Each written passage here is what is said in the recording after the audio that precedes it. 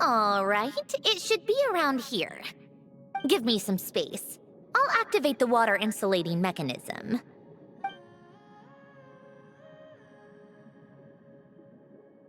The what? Alain, much like Renee, had long predicted that the water levels in Fontaine would rise. Thanks to his expertise in mechanics, he was able to implement a few simple measures to protect our home from flooding. I told him there was no need, that I would just move when the water rose too high. But it would seem he knew a day like this would come.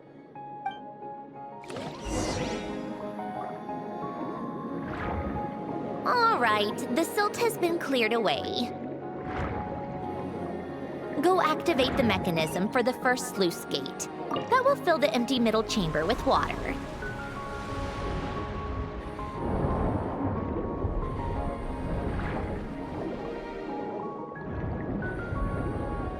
All right, now turn on the drainage mechanism in front of the second sluice gate, and this chamber will become empty once again.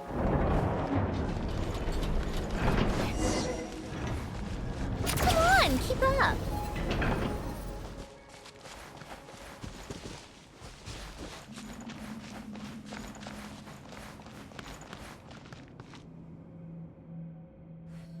So, this is where you used to live? It's beautiful! There's even a garden! Back when I lived here, it was my job to tend to the potted plants and flower beds. Still growing strong even after all this time. Who would have thought? If the weather was nice, I would take Alain out in his wheelchair and we would go for a walk. Before long, we started bringing Polonia along too.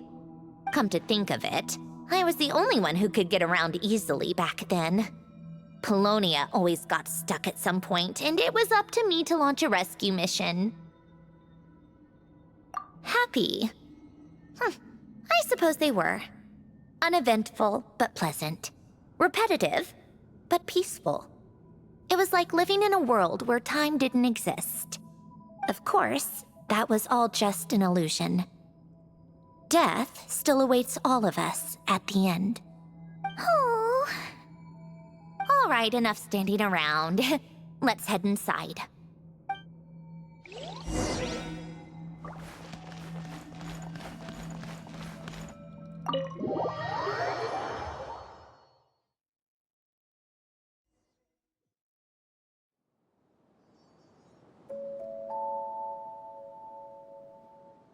Yep, this place is exactly how I left it. Nothing has changed.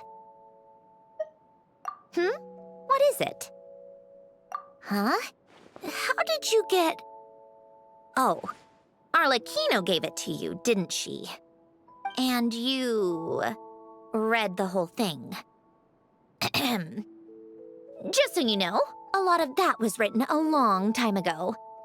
At that very desk, to be exact. Anyway, since you've already read it, you should just hold on to it. I can always start a new one. Well, feel free to look around. I'm going to start looking for the gift Alain mentioned. Oh, but be careful with the stuff around here. I'm not saying you can't touch anything. Just try not to choke on the dust. Old notes.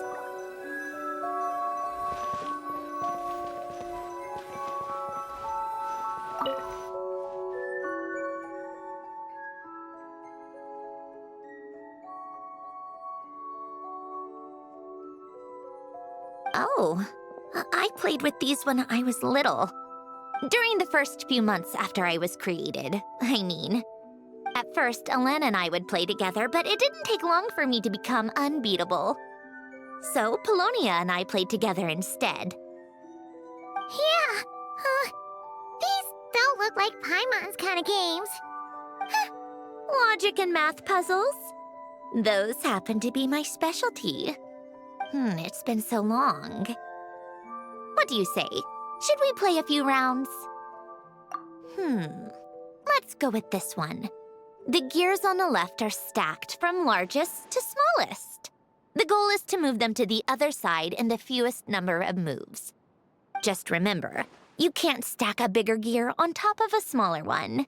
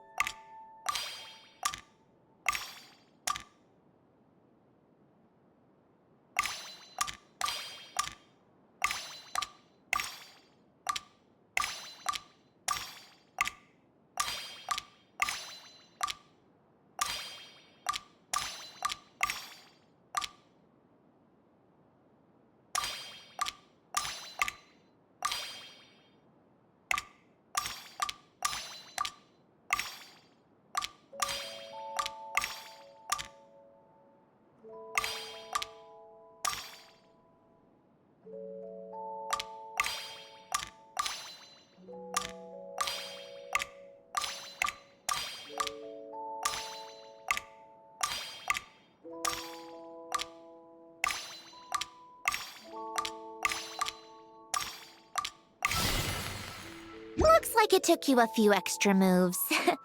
My first attempt was the same. You'll get better with practice. Well, what did you think of the game? Well, these kinds of puzzles aren't for everyone. I suppose my upbringing wasn't exactly conventional in that sense.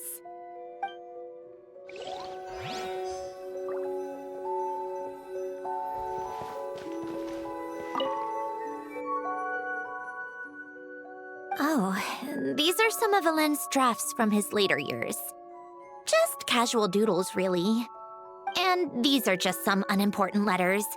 I couldn't be bothered to sort through them before I left.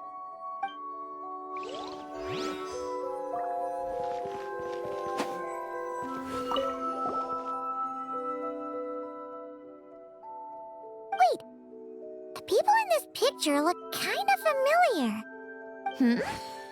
Oh, this was taken when Alen and Renee were both still at the Fontaine Research Institute, before their falling out. In his later years, Alen would often sit by the fireplace and stare at this picture, wearing an expression somewhere between guilt and longing. He said he sometimes regretted not helping his friend when he needed it most, even if just to stop him.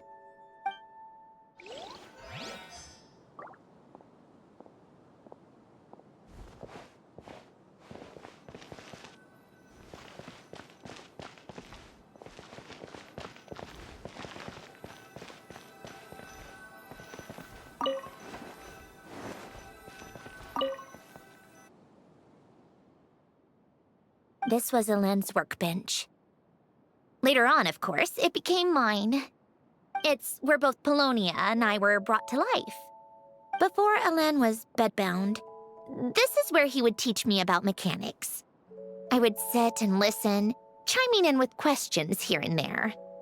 Later on, when he got too sick, I took over and would work on Polonia here.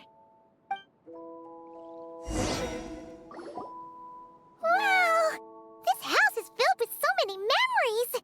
It's so cozy and charming! You should have seen it in its prime, when people actually lived here. A lit fireplace, a steaming cup of coffee. That's the real deal. You know, we also used to have a mechanical piano that Alen built. Ooh! How chic! Alen never played it much. He probably wasn't able to at that point.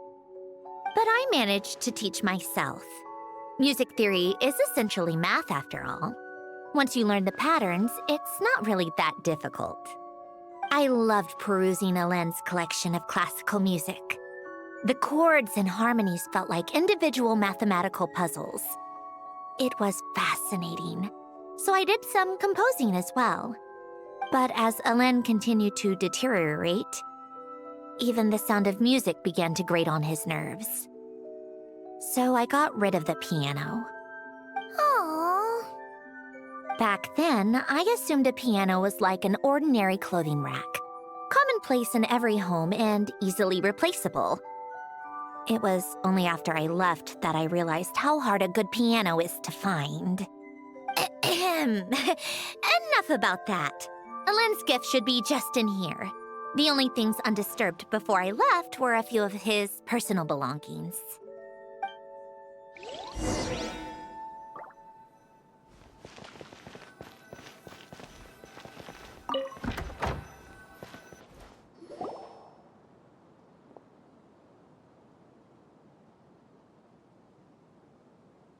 Wait, there's a hidden compartment at the back of this box. Looks like it's locked with some kind of gear mechanism. Knowing you, Alen, I'm guessing it goes like this, then like this. Got it. Am I a genius or what? Let's see here. A box? Well, you gonna open it?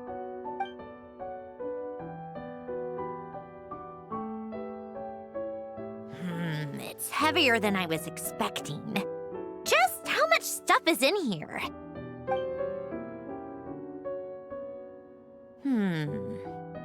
A letter? And a bunch of junk underneath it. None of it seems that important. Wait a second. This should be it. Oh, a cube? It's a multidimensional algorithmic core. Elen would use it to store information. Only Polonia and I have access. All right, I'll start looking into the core and the letter. Feel free to go through the rest of the stuff and see if there's anything useful.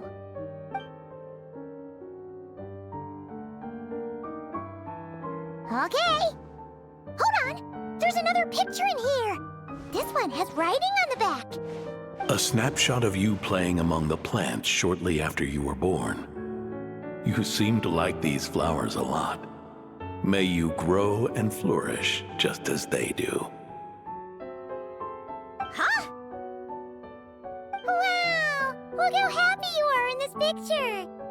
You've changed a lot since then, huh? What's that supposed to mean? Just that you come off kind of aggressive sometimes. Or, annoyed at everyone around you? Well then, people should stop being so annoying. It's not like I'm the one with the problem. Of course not. Oh, here's something else. Looks like a piece of paper torn out from somewhere. Today, I solved another math puzzle and made a breakthrough on a construction problem the Institute has been stuck on for years. Am I a genius or what? No, wait, that's From now on, I should have people address me as Her Highness the Clockwork Princess, Unraveler of all reason. No, nope. No more of that. I thought I tore this page out. You wrote this? Then how did it get... Wait, there's more writing at the bottom. You seem to have developed a distaste for this particular entry, considering I found it in the trash. I'm sorry, but I could not help but hold on to it. Forgive me. Helen! Don't be embarrassed. Everyone goes through a phase like that. Nonsense. I wasn't even the one who wrote that. It must have been Polonia. That's enough. I told you it was Polonia. You know what? We're done with this. No more rifling around in the box. Just put it down and let me read the letter. To my little clockwork princess. Not another word. Got that? If you're reading this, You've most likely received the gift I left for you. I just hope you didn't stumble across all this while cleaning out my effects or something trivial like that. I once asked if there was something you wished for. Do you remember that? I wonder if time has changed your answer. Regardless, I have another gift. A formula that will allow you to come face to face with the anomaly inside of you. If you even still call her that. Why this gift? To understand that, allow me to wax poetic on the soul once again. I would ask you to stick with me until the end, but I know you will. You always have. I believe a person should be born twice over in their lifetime. First, there's the birth that grants us life. Then, the birth of the soul. It's a matter of transforming the life bestowed upon us into the life we choose for ourselves. And to do that, we must look inward. We must make a conscious choice to define the meaning of our life instead of allowing the happenstance of our existence to pass us by. This is the process of recognizing the soul that lives within us.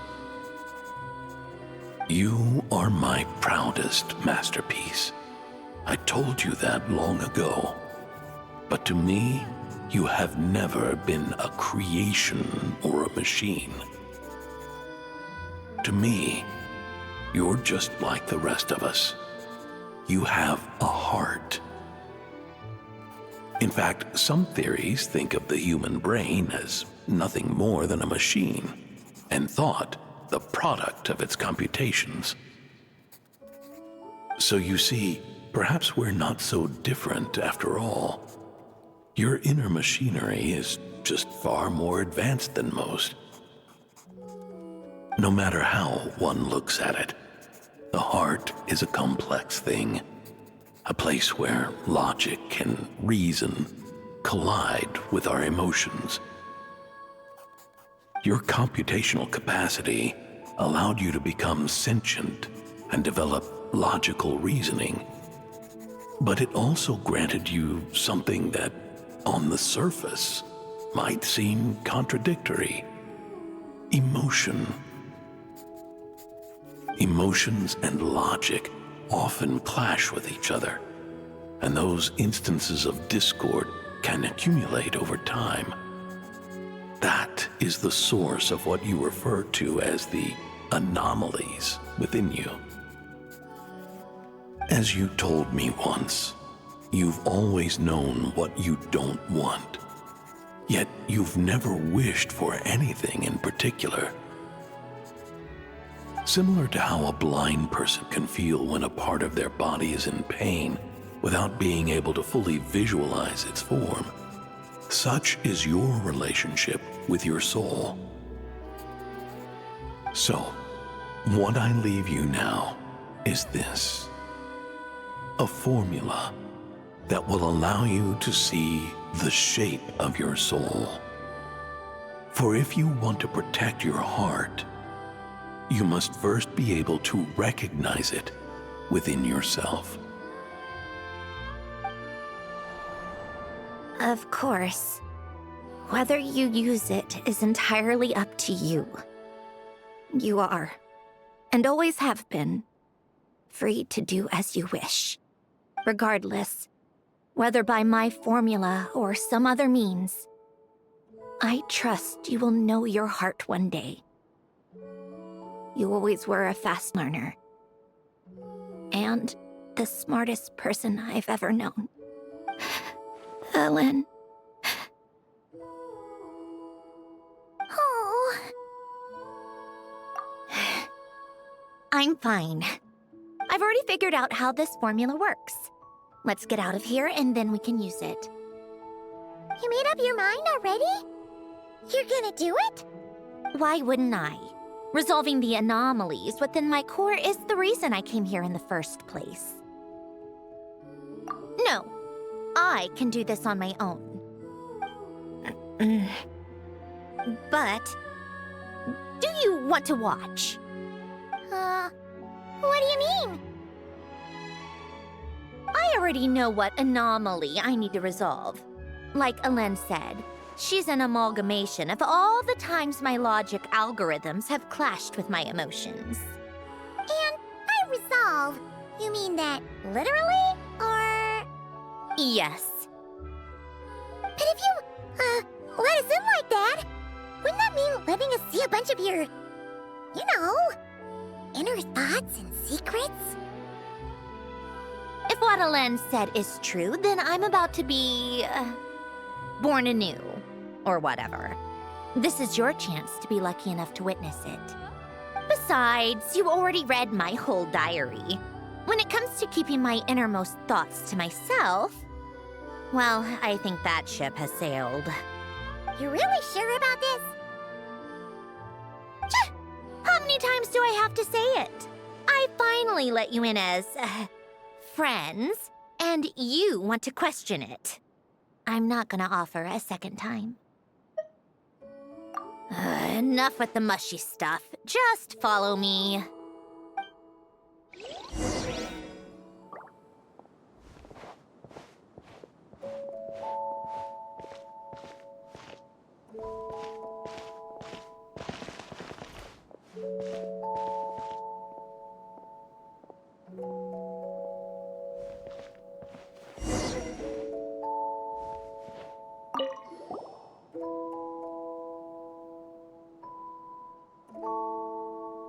All right. With the numerological array, I can construct a simple formula that will allow you to experience what I see and hear in real time. Oh, just like St. Lolly's scent-sharing technique. Been there, done that. Sounds like that shaman has some tricks up her sleeve. The arcane and the mathematical are both fundamental laws of this world. Being able to achieve a similar result through both isn't surprising. Anyway, let's get this show on the road. But no comments from the peanut gallery, okay? I know I offered, but I still don't want any interruptions.